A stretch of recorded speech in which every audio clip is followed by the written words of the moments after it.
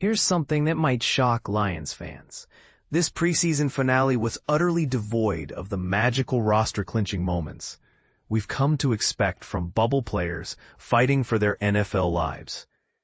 Remember Kerry Hyder's legendary 2016 surge?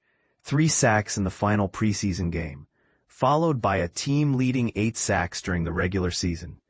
That's the stuff dreams are made of for fringe players. But here's where it gets controversial. Absolutely nobody delivered that kind of statement performance in Saturday's matchup against Houston. Dan Campbell himself admitted the harsh reality. If it is, it would have to be somebody who's doing dirty work. You're going to have to go watch the tape, because I don't disagree with that. I don't feel like anything else really was very glaring in a positive manner, if you will. And this is the part most people miss. Sometimes the absence of drama actually makes roster construction simpler. Without any last-minute heroes emerging from the pack, Detroit's front office can rely on consistent body of work rather than getting swayed by a single explosive showing. The downside? Several borderline players who might have been practice squad candidates probably won't generate enough waiver wire interest to worry about losing them. But here's where the real debates begin, and trust me, some of these decisions are going to ruffle feathers. Signal callers, a Hendon Hooker dilemma, keepers, Jared Goff, Kyle Allen, cut, Hendon Hooker. Let me be blunt about something that's going to spark heated discussions. I've completely flipped my stance on keeping 3 quarterbacks. Every single roster projection I've published until now included Hooker making the cut. Not anymore. 2 compelling factors changed my mind. First, Campbell and Brad Holmes have never rostered 3 quarterbacks for Week 1 during their tenure. Consistency matters in organizational philosophy. Second, and this might sting Hooker supporters, Campbell's recent comments about players sometimes needing a change of scenery felt like a not-so-subtle hint about the young quarterback's future in Detroit. Let's face the numbers honestly. Hooker managed just 1 scoring drive while turning the ball over 5 times across 20 preseason possessions. Meanwhile, 19 NFL teams started last season with only 2 quarterbacks on their active roster. The practice squad remains an option for Hooker's development, assuming he clears waivers. But here's my controversial question for you. Are the Lions making a mistake by not giving Hooker more time to develop, especially considering his draft pedigree? Backfield battalion. Numbers game claims another victim. Keepers, Jahmyr Gibbs, David Montgomery, Sione Vaki, Craig Reynolds. Casualties, Jacob Sailors. Deion Jackson Jacob Sailors represents everything frustrating about roster mathematics. The UFL veteran arrived in late July and immediately impressed with his hard-nosed running style and sure hands. Campbell praised his precision with landmarks, and Sailors never lost yardage when it mattered. Yet he becomes a victim of depth chart reality. Gibbs and Montgomery are untouchable as the dynamic duo. Reynolds has earned Campbell's trust through reliable backup duty. Vaki, despite his injury concerns, brings irreplaceable special teams value as a second-year draft investment. Where does that leave Sailors? Likely on the practice squad, assuming his ankle injury from Saturday doesn't complicate matters. Here's what bothers me, though. In a league where running back injuries happen frequently, are 4 actually enough? What's your take on prioritizing special teams versatility over pure rushing talent? Receiver room, going heavy and loving it. Keepers, Amon-Ra St. Brown, Jamison Williams, Khalif Raymond, Isaac Guerrero, Tim Patrick, Dominic Lovett, Jackson Meeks. Odd men out, Ronnie Bell, Tom Kennedy, Jacoby Keeney-James, Malik Taylor. 7 wide receivers? That's gonna raise eyebrows, but Detroit has precedent from their Trinity Benson trade in 2021. Still, this decision comes with legitimate debate points. Tim Patrick's inclusion might surprise people who watched his underwhelming camp performance.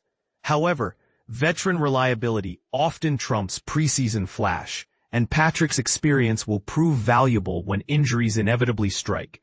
Dominic Lovett earned his spot through impressive joint practice work and special teams contributions. Jackson Meeks represents the most intriguing wild card. His strong preseason performances have been impossible to ignore. But here's where it gets controversial. Are the Lions keeping too many receivers at the expense of defensive line depth? Some scouts argue that Meeks could easily slip through to the practice squad without generating significant waiver interest. What's your gut feeling? Is 7 receivers excessive or smart planning for a pass-heavy offense? Tight end trio, stability through injury keepers. Sam Laporta, Brock Wright, Shane Zylstra. Missing in action, Zach Horton, Gunnar Oakes, Steven Stylianos. Injured reserve. Kenny Yeboah. Zylstra's roster security improved dramatically when Kenny Yeboah suffered his season-ending injury. The blocking improvements Zylstra showed throughout camp finally translated into job security. Zach Horton's versatility as a fullback option makes him an attractive practice squad candidate with potential for mid-season elevation. Trenches protection. Depth concerns linger. Keepers. Taylor Decker, Christian Mahogany, Graham Glasgow, Tate Ratledge, Penei Sewell, Dan Skipper, Coyote Wasika, Gio Manu, Tristan Colon. Physically unable to perform, Miles Frazier. Injured reserve, Justin Heron, Colby Sorsdahl.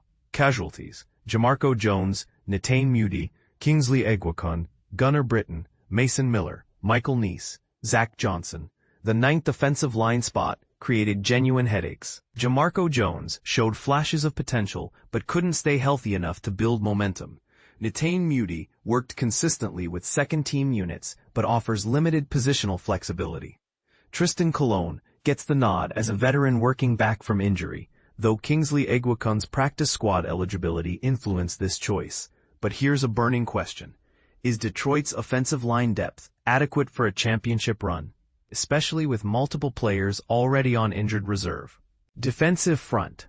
Going all in on pass rush keepers, Aiden Hutchinson, Marcus Davenport, DJ Reader, Tyleek Williams, Roy Lopez, Pat O'Connor, Alquadine Muhammad, Mekhi Wingo, Keith Cooper, Nate Lynn. PUP list. Alam McNeil, Levi Onwuzurike, non-football injury, Josh Paschal, injured reserve return, Ahmed Hassanin, cut, Miles Adams, Broderick Martin, Chris Smith, Mitchell Agude, Isaac Ukwu. Keeping both Nate Lynn and Keith Cooper might seem aggressive, but both players have shown flashes that suggest waiver wire interest from other teams. Lynn's pass rush upside has been evident for 2 consecutive summers, while Cooper provides interior pressure until McNeil and Paschal return from their respective ailments. Ahmed Hassanin represents a calculated gamble on one of 3 IR return candidates. His expected recovery from pectoral injury makes him a worthwhile stash for mid-season reinforcement. Linebacking core. Injury creates clarity keepers. Jack Campbell, Alex Anzalone, Derek Barnes, Grant Stewart, Zach Cunningham, Trevor Nowaski. PUP. Malcolm Rodriguez, injured reserve. Ezekiel Turner, cut. Anthony Pittman, Deron Gilbert. Ezekiel Turner's devastating Achilles injury during Saturday's game eliminated most roster debate at linebacker. Turner's absence opens the door for Trevor Nowaski and Zach Cunningham, both of whom bring more defensive upside than the special teams-focused players who got cut. Cunningham could potentially be a roster manipulation candidate if Detroit needs to free up space for injured reserve maneuvering. Secondary situation. Thin but talented keepers. Terrion Arnold, DJ Reed, Amik Robertson, Kirby Joseph, Brian Branch, Rock Yassin, Avante Maddox, Khalil Dorsey, Lauren Strickland, injured reserve return, Morris Norris, injured reserve, Ennis Rakestraw Jr., Dan Jackson, DiCaprio Boodle, cut, Ian Kennelly, Eric Hallett, Nick Whiteside, Tyson Russell, Luke Barku, Alan George, DJ Miller. 9 defensive backs feels light in today's pass-happy NFL, but Lauren Strickland's solid performance against Houston and special teams contributions earn him the final spot. His surprise rookie inclusion last season suggests the coaching staff sees something special. Morris Norris's concussion timeline remains murky, making an IR return designation the safest approach for his recovery. Special teams, no drama here. Keepers, Jack Fox, Jake Bates, Hogan Hatton. The specialist job security was never in question. Detroit brought 0 competition for any of these positions during camp. Now here's where I want your honest opinion. Which of these roster decisions do you think will come back to haunt the Lions? Are they being too conservative with some positions while taking unnecessary risks with others? And here's the controversial question that's going to divide the fan base. Is cutting Hendon Hooker a smart business decision or a premature abandonment of a potential franchise quarterback? Drop your thoughts below. I have a feeling this roster construction is going to generate some heated debates among Lions faithful. Are you buying into this approach? Or do you think Dan Campbell and company are making critical mistakes that could derail their championship aspirations? The season opener against Green Bay at Lambeau Field on September 7th at 4:25 p.m. will be the first real test of whether these roster decisions pay off. Fox will broadcast the clash between the 15-2 Lions and 11-6 Packers, with radio coverage on WXYK FM 97.1. What position group concerns you most heading into this divisional showdown?